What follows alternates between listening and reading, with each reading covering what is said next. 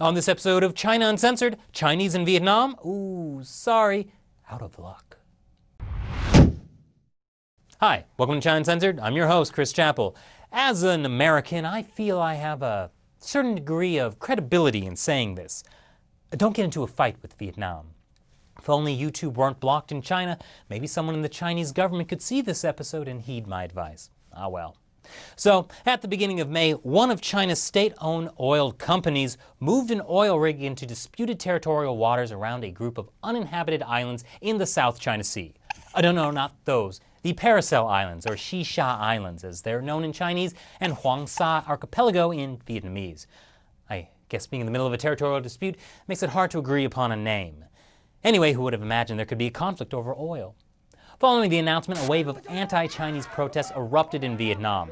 At first, they were supported by the Vietnamese government, but then things turned violent. 6 Chinese workers were killed and over 100 injured. It got so bad that even Malaysian, Taiwanese, and Japanese companies were attacked, some think because people thought they were Chinese. Taiwanese factories were hit particularly hard. 200 have reported damage. The Vietnamese government didn't exactly do too much to contain the violence. On May 15th, the Vietnamese Prime Minister sent a text message to the population of Vietnam asking people not to engage in violence, but still defend the fatherland's sacred sovereignty. Seems like a little bit of a mixed message there.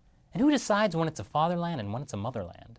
So things were getting pretty bad for mainland Chinese workers in Vietnam. So what did the Chinese government do to protect its people? Well, first they told state-run media not to even mention it. According to China Digital Times, these censorship instructions were sent out to media throughout China. It wasn't until May 15th that CCTV finally broke the story on Weibo, 2 days late. But meanwhile, for those Chinese nationals surrounded by angry Vietnamese, well, they were on their own. According to this one Weibo post that was quickly censored, the Chinese embassy and foreign ministry weren't helping.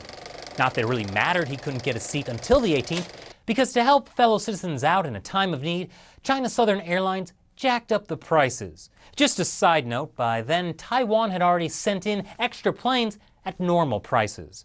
Of course, that whole reporting late and not helping thing kind of looked bad, so there were some splashy headlines about sending in boats to get people out of there, and how over 3,000 Chinese people have been evacuated. Which is all very well and good, until you realize all of those people were just employees of one very rich, very powerful state-owned Chinese company, the China Metallurgical Group.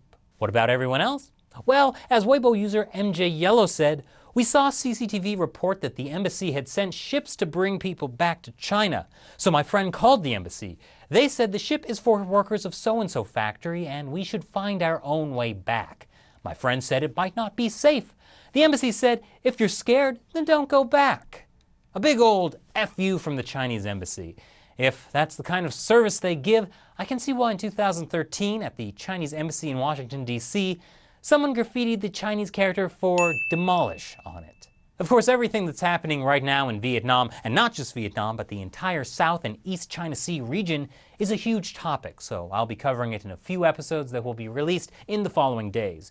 Until then, what do you think about the CCP's response to attacks on Chinese people in Vietnam?